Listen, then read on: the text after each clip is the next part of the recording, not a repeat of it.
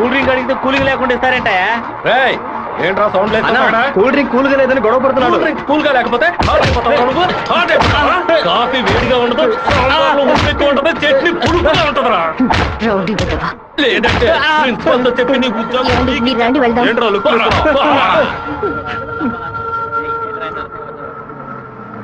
Venkateswara college దిగండి.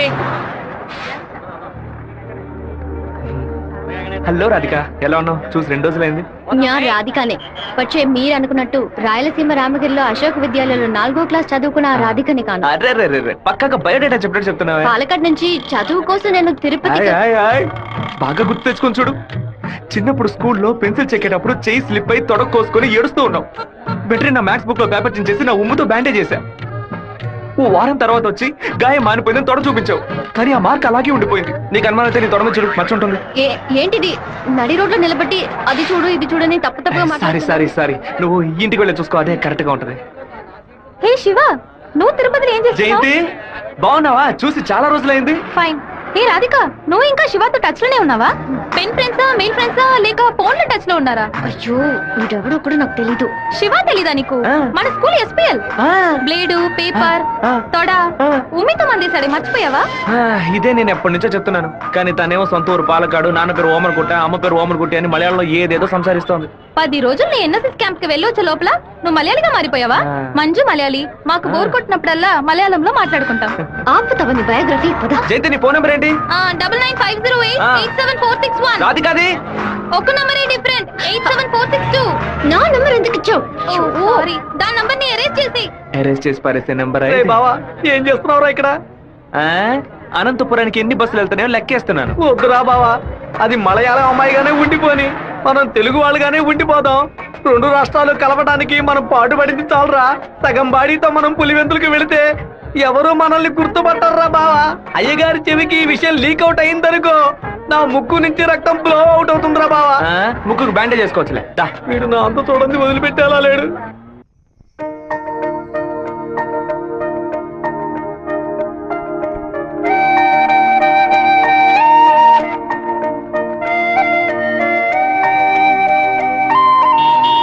మావా, మా అందరికి బ్రాందీ కొనిపెట్టి నువ్వు మాత్రం బీరు తాగుతావేంట్రా? మీరంతా మత్తు కోసం తాగే తాగుబోతు, నేను డైట్ కోసం తాగుతున్నా. అవును, తాగుళ్ళో అదేంట్రా డైట్? చెప్ప. లావుగా ఉన్న వాళ్ళు బ్రెడ్ చపాతీలు తిని ఒళ్ళు తగ్గించడానికి డైట్ చేస్తారు కదా, అలాగే సన్నగా ఉన్న వాళ్ళు బియర్ తాగి పెంచే డైట్. మాట్లాడేటప్పుడు ఫోన్ గెలుగుతావేంట్రా? రాధికకి లవ్ మెసేజ్ పంపిస్తున్నాను. ఆ అమ్మాయిని చూసి 2 రోజులైంది, ఈ లోపేలవా? ఇది 10 ఏళ్ల క్రితం వచ్చిన puppy love, chicken love, calf love రా. కాఫీ లవ్వా అంటే? సత్తిగా, చిన్నతనంలో ఒక అమ్మాయి నచ్చిందంటే ఏదేదో అనిపిస్తుంది, కానీ ఏమీ చేయలేం. మనలో ఏదేదో మార్పు వస్తుంది, కానీ ఏది అర్థం కాదు.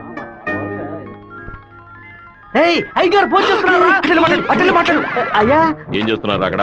అందరూ కూర్చొని క్వార్టర్. వినపడలా? అదేనయ్యా, తిరుపతిలో నీళ్ళ సమస్య, అందుకే స్వర్ణముఖిలో 4 బాటిళ్లు నీళ్లు తీసుకొచ్చి తాగుతున్నామయ్యా. తాగుతున్నామని చెబుతున్నాను. నీళ్లను బాగా మరిగించి తాగండ్రా. అవునయ్యా, ఇక్కడ కొంతమంది బాగా మరిగించి హాట్ వాటర్ లా తాగుతున్నారయ్యా, కొంతమంది ఫ్రిడ్జ్ లో పెట్టి సలసల్లగా తాగుతున్నారు. సరే, మా వాడు శివేం చేస్తున్నాడు? సలసల్లగా తాగుతున్నారయ్యా. తాగేటప్పుడు కూడా డైట్ మెయింటైన్ చేస్తున్నారయ్యా. ఎందుకు డైట్? ఒళ్ళుని పెంచుకోవడానికి కొన్ని మందులు తీసుకుంటున్నారయ్యా. అలాగా? అదేదో మంచి మందు అయితే 10-12 ప్యాకెట్లు ఇక్కడికి పంపించు. మీ అమ్మగారు కూడా. అది ప్యాకెట్ లో రాదయ్యా, బాటిల్లోనే వస్తుంది. కొరియర్ లో పంపిస్తే కింద గొలగబోస్తారు. నేను వచ్చేటప్పుడు 4 బాటిల్లు తీసుకొస్తానయ్యా. సరే, ఫోన్ ఒకసారి శివకి. ఫోన్ లో కంపేమన్నా తెలుస్తుందట్రా?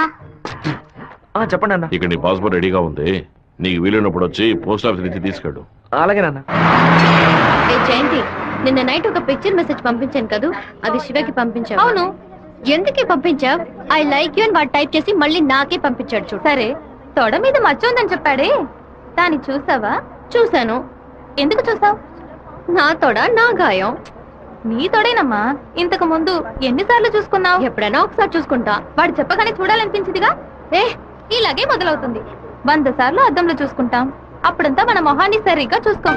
రోడ్డున పోయే ఒకడు నువ్వు చాలా అందంగా ఉన్నావని చెప్తే చాలు. పూలు పెట్టుకునేటప్పుడు, బొట్టు పెట్టుకునేటప్పుడు, తల దూకునేటప్పుడు కూడా ఎప్పుడు మొహం అందంగా ఉందా లేదా అని చూసుకుంటాం. ఏదో లోకంలో ఉండి వాడే లోకం అనుకుని చెప్పాలనిపిస్తుంది. అందులో ప్రాబ్లము. ఆ తర్వాత సైనైడ్, సూసైడ్ అని అమ్మాయిల జీవితం మొత్తం టెన్షనే. ఆపుతావా? శాపాలు పెట్టకు. వెంకటేశ్వర కాలేజ్ వచ్చింది. హాయ్ రాధిక, ఎలా ఉన్నావు? మీకేం కావాలి? ఇలా ఉన్న పడంగా అడిగేస్తే ఎలా? ఏం జయంతి చెప్పేనా? అనవసరంగా నిన్న రాత్రి నాకు తప్పుగా మెసేజ్ పంపించారు. ఎవరిని అడిగి పంపించారు? నా నంబర్ సేవ్ చేసుకోవడానికి మీకు ఎవరు పర్మిషన్ ఇచ్చారు? ఎవరిని పర్మిషన్ అడగాలి? హెచ్ఓడినా, ప్రొఫెసర్ నా, మీ నాన్న, అమ్మనా? మీ నాన్న ఎక్కడున్నారు? తిరుపతిలోనా, వేంపల్లోనా? Give me your father's number యా. ఏయ్, అనవసరంగా వాళ్ళ నాన్న పేరు ఎందుకు ఎత్తావు? నేనేమన్నా ఆయన గురించి బ్యాడ్ గా మాట్లాడానా? ఏమైంది ఇప్పుడు? వాళ్ళ నాన్నగారు ఇప్పుడు లేరు. తన స్కూల్లో చదువుతున్నప్పుడే ఆయన చనిపోయారు. వాళ్ళ నాన్న గుర్తుకు రాకూడదని వాళ్ళ మావయ్య ఇంట్లో ఉంచి చదివిస్తున్నారు. నేను సారీ చెప్తాను కానీ నువ్వు నా లవ్ మ్యాటర్ కొంచెం చెప్పి కన్విన్స్ చేయొచ్చు కదా. ఇలా చూడు, నువ్వు నా ఫ్రెండ్వే, తను నా ఫ్రెండే. నువ్వు ప్రేమించమని కన్విన్స్ చేయమంటున్నావు, తను ప్రేమించొద్దని కన్విన్స్ చేయమంటుంది. నేనేం చేయలేను బాబు, నువ్వే వెళ్ళి మాట్లాడుకో. సరే నేనే మాట్లాడుకుంటాను కానీ నువ్వు నాకు ఒకే ఒక హెల్ప్ మాత్రం చెయ్యి. ఇవాళ 6 గంటల గీతాంజలి రెస్టారెంట్ లో వెయిట్ చేస్తూ ఉంటాను. తను 10 నిమిషాలు రమ్మని చెప్పు. ఆ తర్వాత తను డిస్టర్బ్ చేయను. సరే.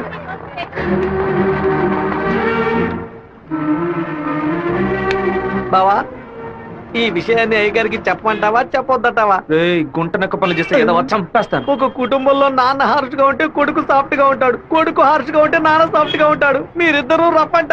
మీ ఇద్దరి మధ్య నేను ఇరుక్కొని తిరగల్లో గోధుమలాగా నలిగిపోతున్నాను.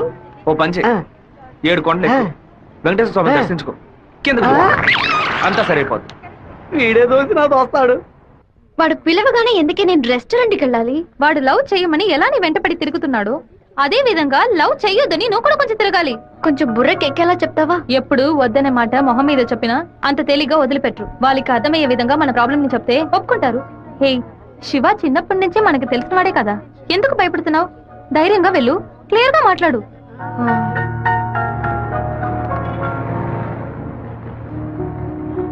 రండి సార్, రండి లోపలికి రా. లోపలికి వచ్చండి.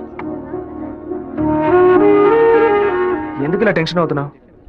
కొంచెం నార్మల్ గా ఉండు. మీ నాన్న గురించి మాట్లాడేందుకు సారీ. ఎందుకు ఇక్కడికి రమ్మన్నారు? ఏం మాట్లాడాలి? 8వ క్లాస్ చదువుకునేటప్పుడే మనసులో చిన్న లవ్, కానీ ఎలా చెప్పాలో తెలియలేదు. ఎండి ఏదో మాట్లాడతాడు, మన ప్రాబ్లం మందే. సడన్ గా ఒకరోజు నువ్వు స్కూల్కి రాలేదు. నీ క్లాస్కి వెళ్ళి అడిగి చూస్తే అందరూ నువ్వు ఎక్కడికి వెళ్ళావో తెలియదు అన్నారు. 2 months పోయాక హాఫ్ ఇయర్లీ ఎగ్జామ్ టెన్షన్ లో నిజంగా నిన్ను మర్చిపోయాను. ఎప్పుడు నిన్ను బస్సులో చూసానో అప్పుడు పాతవన్నీ గుర్తుకొచ్చాయి. నేను ఏం మీరు చెప్పాలనుకుంటున్నా? అనుకునేది ఏది జరగదు. మా అమ్మ ఎంతో కష్టపడి నన్ను చదివిస్తోంది. నేను ఆవిడకి నిజాయితీగా ఉండాలి. ప్రేమ పేరుతో బైక్ లో తిరగటం, సినిమాలకు వెళ్ళడం, పార్కుల చుట్టూ, రెస్టారెంట్ల చుట్టూ తిరగడం నాకు అస్సలు నచ్చదు. నేను అలాంటి అమ్మాయిని కాను. నెక్స్ట్ వీక్ మీట్ అవుదాం, సరేనా? Okay okay. నేను చెప్పింది మీకు అర్థమైంది అనుకుంటాను. సెట్ పూరి. దయచేసి నా బాధను అర్థం చేసుకోండి. ఇంకా హలో, నీకేమైనా బుద్ధుందా? లోపల మనుషులుంటే ఎగేసుకొని తెరిచి పడి చూస్తున్నా. మామయ్య, అది నేను మామయ్య.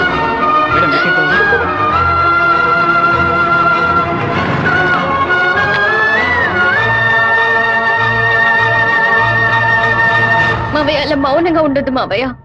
నాతో మాట్లాడు మావయ్య. నేనే తప్పు చేయలేదు మావయ్య. ఏ తప్పు చేయకుండానే వాడితో హోటల్ వరకు వెళ్ళావమ్మా? నన్ను నమ్ము అత్తయ్య. నాకు వాడికి ఎలాంటి పరిచయం లేదు. నువ్వు ఇక్కడ ఉన్నంత వరకు నీ ఇష్టం వచ్చినట్టు నడుచుకో, కానీ ఇక నుంచి నాతో మాత్రం మాట్లాడుకో.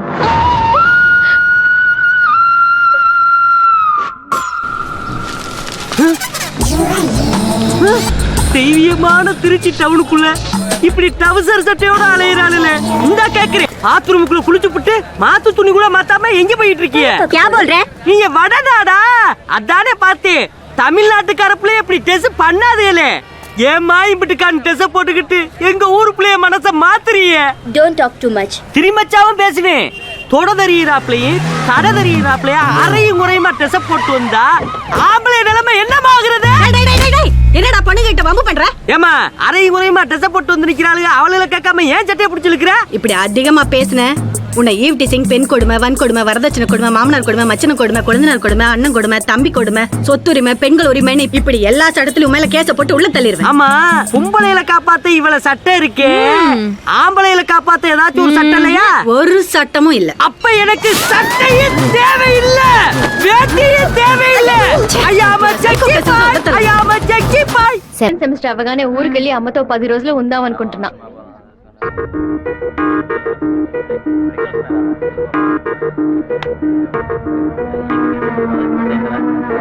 నీకు అసలు కనికరమే లేదా? ఎందుకు నా వెంటపడి టార్చర్ పెడుతున్నావు? మావయ్య నన్ను అసలు ఎంత అసహ్యంగా చూశాడో. ఇన్ని రోజులు కన్న తల్లిలా చూసుకున్న నా అత్తయ్య నాతో మాట్లాడనుంది. ఇంకా నన్ను నేను నిన్ను బాధపడడానికి రాలేదు, ఇంకెప్పుడు నీ వెంట పడనని చెప్పడానికే వచ్చాను. ఆ రోజు నేను బస్సులో చూసి నువ్వు రాధికవేనా అని అడిగినప్పుడు నువ్వు శివవే కదా, నువ్వు మామూలుగా అడుగుంటే నా పాటికి ఒక బాయ్ చెప్పి నేను వెళ్ళిపోయి ఉండేవాడిని. నువ్వు కాదు కాదు అంటూ నాకు అవును అన్నట్టు అనిపించింది. నువ్వు వద్దు వద్దు అంటుంటే నాకు కావాలనిపించింది. అందుకే కొంచెం ఓవర్గా బిహేవ్ చేశాను. బైక్లో తిరగడం, సినిమాలకు వెళ్ళడం, పార్కులు, రెస్టారెంట్కి వెళ్ళడం, ఇలాంటి లవ్ అంటే నాకు నచ్చదు.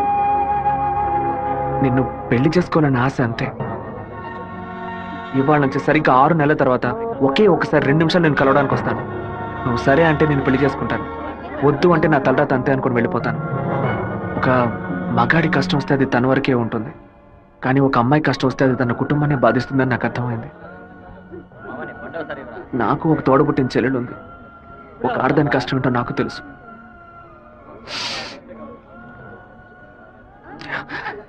నన్ను రెస్టారెంట్ కంపల్ చేసి పిలవడం నా తప్పే, క్షమించు. రాధిక, అమ్మా, మీ నాన్నగారు పోయి ఈ రోజుతో 10 ఏళ్లు పూర్తయ్యాయి. కానీ ఈ 10 ఏళ్ళు 10 నిమిషాల్లా గడిచిపోయాయి.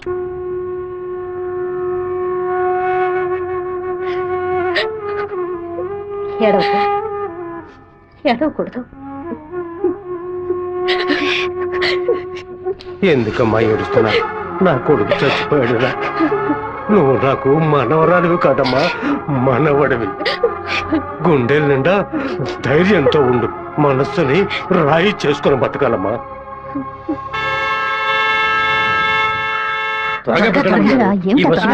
మళ్ళీ 1 బస్కి వెళ్ళాలి. దాన్ని ఆడ పెద్ద సమస్యగా ఆయన నన్నే చూస్తున్నట్టుందమ్మా. పిరికి వెద్దవి కనుక నీకెవడు పిల్లని ఇవ్వడం లేదు, అర్థమైందా? నాకేవు, నేను తీసుకొస్తాను, నువ్వు పద పద. అందరం కలిసి ఒకసారి మాట్లాడుకుందాం. అప్పుడు కూడా కుదరకపోతే తర్వాత చూసుకుందాం. ఏ గంగా, ఏంటా నడక? పిల్లి నడుస్తుంది, కుక్క నడుస్తుంది, కొత్తగా నానాడ గురించి అడుగుతున్నారేంటి? సరే, వాడి సంగతి అలా ఉంచు. ఆ సుబ్బారావు కూడా చేపల పులుసు పట్టుకుని అటు ఇటు తిరుగుతున్నాడే, వాడి సంగతి ఏంటి అంట? చేపల పులుసా? అయ్యో, ఏవే, నువ్వు పెట్టే చేపల పులుసు వాసన నాకు తెలియదా? లేదా క్యారేజీలో తీసుకెళ్లేటప్పుడు చప్పుడు రాదా? మన శివకేనండి. ఎప్పుడైనా చేపల పులుసు పెడితే బస్సులో పంపిస్తాను. కొరమీను తలముక్కంటే వాడికి మహా ఇష్టం. నీకు అసలు బుర్రా బుద్ధి ఉందా అంట? ఆడు పాడికి దాన్ని అక్కడ పక్కన పెట్టి బస్సు తోడుకుంటూ ఉంటాడు. మన గిట్టనోడు ఎవడైనా ఆ పులుసులో ఏదైనా కలిపితే ఏం చేస్తావు? నాయనో, ఇందులో ఎన్ని మతలపులున్నాయా? భోంచేయి బావా, భోంచేయి. ఈ మండు టెండలో ఇంతసేపు వెయిట్ చేసి కష్టపడి భోజనం తీసుకొచ్చావు కదరా, నువ్వే ముందు తినాలి. ఎంత నువ్వు నన్ను కోపంలో చావు బాదిరా. భోజనం విషయంలో మాత్రం ఇంత బోళాగా ఉంటావు అనుకోలేదు. నీ ప్రేమకు అసలు ఎలలే లేకుండా పోయాయి. నీ ప్రేమకు నేను ఎప్పుడు బానిసగా ఉంటాను రా. ఏంట్రా సత్తిగా, భోజనం బాగా రుచిగా ఉందా? అమ్మగారి చేతి వంట కదా, అదిరిపోతుంది మరి. నీకు మైకం వచ్చేలాగేమి లేదు బావా? ఈ కళ్ళు తిరగడాలు అలాంటిది ఏమైనా? ఎందుకు అలా అడుగుతున్నావు? ఏం లేదు, చాలా దూరం నుంచి భోజనం వస్తుంది కదా, మన శత్రువులు ఎవరైనా విషం కలుపుకుంటే అయిపోతాను కదా, అందుకే ముందు నీ మీద టెస్టింగ్ చేశా. అరే దుర్మార్గుడా, నువ్వు పెట్టిన భోజనంలో ప్రేమ ఉంటుంది అనుకున్నాను, ఇలా పాయిజన్ ఉంటుంది అనుకోలేదు. 100 మైళ్ళు దాటుకొని భోజనం వస్తుంది, మీరు ఇంకేం బాగుపడతారా? ఒక తల పీసో లెగ్ పీసో తింటావా? పులి కాకలేసిన పిజ్జా తిందో. అయితే పెప్సీ తాగుతుందా? కూడబెట్టిన డబ్బంతా పోగేసి స్థలం కొన్నానే. 7 లక్షలు నమ్ముకునే కదా మన భవిష్యత్తు ఉంది. ఈ నోటీసు చూసిన తర్వాత నేను సగం చచ్చిపోయాను. ఏమిటండి ఇలా మాట్లాడుతున్నారు? అయిపోయింది, ఇంకా మన పిల్లల భవిష్యత్తు అయిపోయింది. ఏంటి క్లాస్ రాకుండా ఇక్కడ కూర్చున్నావు? ఇంట్లో ఒకే ప్రాబ్లం. కొన్ని రోజుల క్రితం మా మావయ్య ఎయిర్పోర్ట్ దగ్గర 2 గ్రౌండ్ల స్థలం కొన్నారు. సడన్ గా ఆ ల్యాండ్ ని తీసుకుపోతున్నారని గవర్నమెంట్ వాళ్ళు నోటీస్ ఇచ్చారు. మా ఫ్యామిలీలో అందరూ చాలా బాధపడుతున్నారు. అది సరే, ఎవరి దగ్గర ఆ స్థలం కొన్నారు? శివ, చెప్పు జయంతి. నేను నీకు విషయం చెప్పినట్టు రాధికాకు తెలియదు. సరే, నేను చూసుకుంటాను. దొంగ చటక ఎందుకులా తలుపు గడియ పెడుతున్నారు? రేయ్ మామా, రేయ్ ఏంట్రా బొత్తిగా మర్యాద తగ్గుతుందా? ఆ ఎయిర్పోర్ట్ పక్కన ఉన్న ప్లాట్ ని ఎవ్వరికి చూపించొద్దు అని చెప్పాను కదా. నువ్వేమో 2 ఏళ్ల క్రితం రామనాథం అనే వ్యక్తికి అమ్మావు. ఎయిర్పోర్ట్ అక్విజిషన్ నోటీస్ చూడగానే వాడు కుటుంబంతో పాటు ఊరేసుకుంటానని తాడుకుంటానికి వెళ్ళాడు. బాగుపడతావా? వాడు మాత్రం ఆ స్థలం కొన్నాడా? మొత్తం 160 మంది కొనుక్కున్నారా? వాళ్ళ గురించి నాకేం దిగులేదు. ఇతని సంగతి ఏంటి? నేను తీసుకున్న ఇంట్రీమ్ స్టే ఎయిర్పోర్ట్ అథారిటీ కొట్టేసింది. హైకోర్టుకి వెళ్ళి పర్మనెంట్ స్టే తీసుకుంటే సరిపోయా. నీతో ఇలా మాట్లాడితే వర్కౌట్ అవ్వదు కానీ రే సత్తిగా, జేసీపీ సత్యమూర్తికి ఫోన్ చేస్తాను. ఏమావా పోయిన సంవత్సరం మన ఊళ్ళో ఇల్లు కట్టావే ఎంత అయింది? 20 లక్షలు. ఎందుకు అడుగుతున్నా? ఆ 20 లక్షల్ని 4,000తో నేలమట్టం చేస్తాను చూడు. ఏంది? 6 గంటలు జేసీపీ రెంట్ 3,000, 500 బయట 500 డీజిల్. నేను ఓకే అంటే కూల్ చేస్తాను. ఏంద్ర నువ్వు అనేది? జేసీబీ సత్యమూర్తనేనా? ఒక 6 గంటల సేపు జేసీబీ కావాలి, కొంచెం లైన్ లో ఉండండి. కుదరదని ఎక్స్ట్రా చేసావనుకో జేసీపీ ఇంట్లోకి ఒక వెళ్ళిపోతాం. ఇంటిని కూల్ చేయాలి, డీజిల్ పోసుకొని రెడీగా ఉండండి. కొత్తలే కానీ వాస్తు నువ్వు బాగోలేదు. ఆగురా. ఇప్పుడు నేను చేయమంటావురా? ఏడుస్తున్న రామనాథం నవ్వాలి లేదు. డీజిల్ పోసుకొని రెడీగా ఉన్నారట. ఫోన్ పెట్టరా ముందు. ఇలా చూడండి సార్, 2 ఏళ్లకు ముందు ఆ స్థలం 7 లక్షలకు కొన్నారు. ఇప్పుడు దాని విలువ 10 లక్షలు ఉంది. నేను కాదంటోలా, కానీ నేను 8 లక్షలే ఇవ్వగలను. మీ ఒరిజినల్ డాక్యుమెంట్లు ఇచ్చేసి ఈ అగ్రిమెంట్ లో సంతకం పెట్టండి. రా, ఇవ్వరా. మినిస్టర్ చేత రికమెండ్ చేసి ఉంటే పోయి ఉండేది. పోయిపోయా కుర్ర కుంకల చేత సెల్ ఫోన్ లో జేసీబీ మిషన్ పెట్టుకున్నారండి. చెప్పు రాధిక. మా ల్యాండ్ ప్రాబ్లం సాల్వ్ అయిపోయింది. ఆ ఓనరే స్వయంగా వచ్చి డబ్బు చెల్లాడు. ఎవరు రికమెండ్ చేశారు. సంతోషంలో ఏం చేయాలో అర్థం కావట్లేదు. ఒక పని చెయ్యి, నీ ఇంటి పక్కన ఉన్న శివాలయానికి వెళ్ళి శివుడికి ఒక అర్చన చేయించు. లేట్ చేయకుండా అక్కడికి వెళ్ళు. సరే. అన్నా మీరు అనుకున్నట్టు ఎమ్మెల్యే తప్పుడు రూట్ లోనే వెళ్తున్నాడు అన్న. నదిలోంచి ఇసుక తీసే క్వారీ కాంట్రాక్ట్ ని ముద్దు కృష్ణ అనే బినామీ పేరుతో వీడే నడుపుతున్నాడు. రోజుకి 250 లోడ్లే తీయాలయ్యా, కానీ వీడు 450 లోడ్ల దాకా తీస్తున్నారు. ఆ మన్నం తట్టుని వైజాగ్ తరలించి అక్కడ పోర్టు ద్వారా విదేశాలకు ఎగుమతి చేస్తున్నారయ్యా. మన దగ్గర అన్ని ఆధారాలు ఉన్నాయా. తహసీల్దార్ గారు కూడా వచ్చారు. రమ్మని చెప్పండి. చెప్పండి. నమస్కారం. ఏంటి సార్ ఇదంతా? రాజకీయ నాయకుల అధికారం ముందు మేము ఏం చేయగలమండి? గవర్నమెంట్ ఉద్యోగులు ఇట్లా మాట్లాడచ్చా? అనంతపురానికి నీటి సరఫరా ఉండదు, సాగు చేయడానికి ఈలుగా ఉండదు అని వ్యవసాయాన్ని మూలన పడేశారు. జరిగే కొద్ది వ్యవసాయం భూగర్భ జలాలపై నమ్ముకునుంది. ఏటి పనులను శుభ్రంగా ఊడ్చేస్తే బోర్లో నీళ్ళు ఎక్కడి నుంచి వస్తాయి? భూమాత దగ్గర నుంచి మట్టి దోచేయడం అనేది కన్న తల్లి దగ్గర గర్భసంచిని దోచుకోవడంతో సమానం. ఇప్పుడు ఏడన్నాడు రాజశేఖరుడు. ఇప్పుడు వెళ్ళి అడిగామనుకో అమ్మ మీద ఒట్టేసి నాకేం తెలియదు అంటాడు. ఎందుకంటే బినామీ పేరు మీద వ్యవహారం సాగుతుంది. కొంచెం ఓపికగా ఉంటే వాడిని ఎలాగోలా పట్టుకోవచ్చు. సరే.